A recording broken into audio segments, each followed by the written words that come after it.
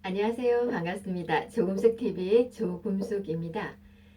오늘은 여러분과 함께 상대방의 경계를 존중하는 부분에 대해서 함께 한번 이야기해 보도록 하겠습니다. 여러분들 혹시 회사나 사무실에 앉아 계시다가 어떤 이제 직장 동료가 여러분 곁에 오는데 뭔가 업무를 논의하기 위해서 올 수도 있고요. 어떤 지시를 하기 위해서 올 수도 있는데 때로는 여러분들 앉아 있을 때 사람들이 동료가 너무 지나치게 여러분 가까이에 와서 여러분들이 불편함이나 불쾌감을 느끼신 적은 없으신지요? 저는 그런 경험이 종종 있는데요. 사실은 사적인 상대방의 경계를 침해하는 행위는 상대방에게 불편함을 줄 수가 있답니다. 자, 그럼 이야기를 함께 해보기로 하면서 그 전에 제가 여러분들에게 한번 질문을 해보겠습니다. 미국의 범죄자들이 가장 싫어하는 아이는 어떤 아이일까요? 미국의 범죄자들은 어떤 아이를 가장 싫어할까요? 여러 가지가 있겠지만 실제 조사를 해봤더니 말을 많이 하는 아이를 가장 싫어한다고 합니다. 조금 의외죠. 말을 많이 하는 아이를 범죄자들은 왜 싫어할까? 이제 보면은 하나의 이제 사례를 들어보면 만약 아이가 엄마에게도 말을 많이 하니까 평소에 표현을 잘 하는 아이라고 생각하시면 됩니다. 엄마에게 이렇게 이야기를 하는 겁니다.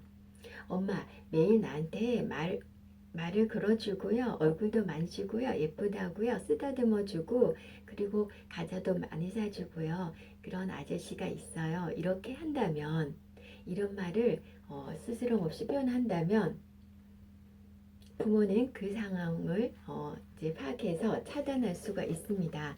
그래서 이제 이렇게 미국의 범죄자들은 말을 많이 하는 아이를 조금 싫어한다고 하는데 여러분, 그래서 아이들에게도 표현하는 방법을 알려줄 필요가 있고요. 경계를 존중한다는 것으로 이제 다시 이야기를 해보자면 국가 간에도 국경선이 존재하죠. 도로에도 1차선과 2차선이 경계가 있듯이 개인 간에도 눈에 보이지 않지만 사적인 경계가 분명히 존재를 한다는 것입니다. 그러면 경계를 존중한다는 것은 개인의 사적인 영역에 대한 존중을 의미하는데요. 경계는 신체적인 경계를 비롯해서 물리적인 경계, 언어적인 경계, 그리고 정서적인 경계가 있습니다. 그러한 경계는 어떻게 차이를 둘 수가 있냐 하면 개인 간의 친밀도와 상대방과의 신뢰 관계에 따라서 경계에 들어올 수 있는 사람의 범위가 다릅니다. 무엇이냐? 신뢰 관계 그리고 개인 간의 친밀도에 따라서 다르다는 것입니다. 예를 들어서 아까 제가 말씀드렸던 직장 동료가 내 옆에 이렇게 너무 지나치게 가까이 밀착해서 옆에 있게 되면 우리가 느끼는 불편함이나 불쾌함은 그분과의 개인적인 친밀도는 직장의 사회적인 거리이지 개인 사적인 아주 가까운 친밀도나 신뢰관계는 아니기 때문에 우리가 불편함을 느끼는 것이거든요. 그러면 이러한 경계에 들어올 수 있는 사람의 범위를 결정하는 것은 누구일까요? 바로 여러분 자신입니다. 제 자신이기도 하고 여러분 자신이라고 생각을 하시면 되고요. 누구나 자신의 경계를 존중받을 수 있는 권리가 있습니다. 이러한 자신의 경계를 일방적으로 침해당했을 때 우리는 불편함, 불쾌함 또는 때로는 위협을 느끼게도 되는 것입니다. 이러한 일이 우리 일상에도 흔하게 일어난다고 보시면 됩니다. 우리가 상대방의 경계를 침해한다는 그러한 생각을 가져보지 않았기 때문에 일상에도 종종 일어납니다. 심지어는 가족 간에도 일어나는 일입니다.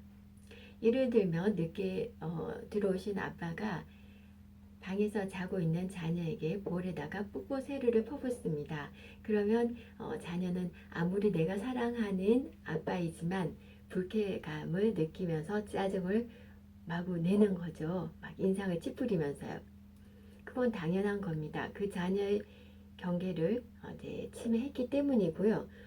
때로는 또 어떤 경우가 있냐 하면 자녀의 방을 노크 없이 문을 확 열고 들어가서 너 지금 뭐 하고 있니? 이렇게 물어보는 부모님도 그때 자녀 얼굴을 표정을 여러분들 보셨을 겁니다. 네! 하고 이렇게 기쁘기보다는 노크 좀 하세요. 노크 좀! 이렇게 하면서 기분이 나빠하는데 그거는 그 자녀가 자신의 이제 경계를 침해당했다고 느끼기 때문에 그러한 불편함, 불쾌함을 표현하는 것입니다.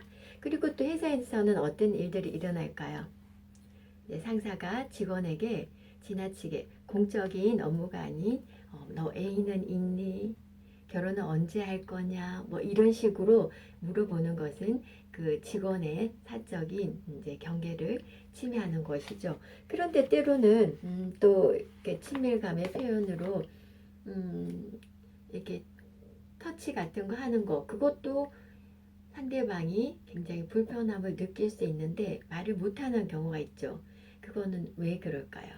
말을 못한다고 침묵한다고 해서 그것에 동의하는 것이 아니고요.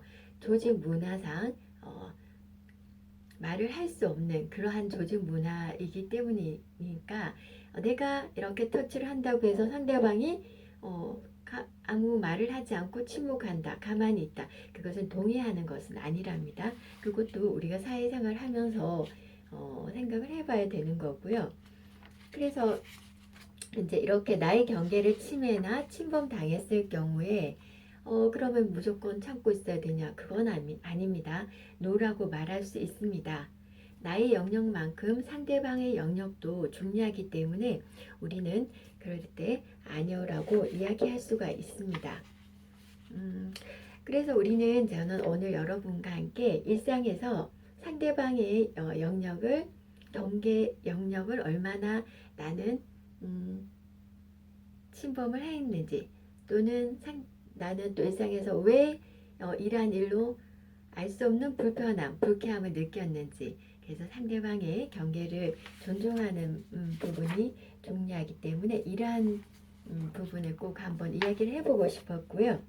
여러분들 또 이러한 상대방의 경계를 침해했다든지 또는 내가 침범을 당했다든지 불편함을 느꼈다든지 이러한 점이 있으면 댓글 달아주시면 그거 가지고 또 함께 한번 이야기해 볼 수도 있을 거라고 저는 생각하고요. 그래서 궁극적으로 이러한 경계 존중 교육은 생명 존중 교육의 가치를 담고 있습니다. 부모도 어릴 때부터 아기가 말하기 시작할 때부터 이렇게 경계 존중 교육을 시작할 수 있습니다. 예를 들면 뭐 친구 물건이라고 해서 함부로 내가 만져도 된다든지 이제 동의를 얻어야 되겠죠. 그럴 때는 그래서 이러한 아이가 결국에는 자신의 감정과 생각을 솔직하고 편안하게 표현할 수 있는 환경도 만들어주고 상대방의 경계를 어릴 때부터 존중하는 습관을 배려하는 습관을 가진다면 우리 사회는 훨씬 더 살기 좋은 세상이 되지 않을까 생각합니다. 여러분은 어떻게 생각하시는지요? 네, 감사합니다. 오늘 즐거운 하루 되시고요. 저는 조금숙TV의 조금숙이었습니다.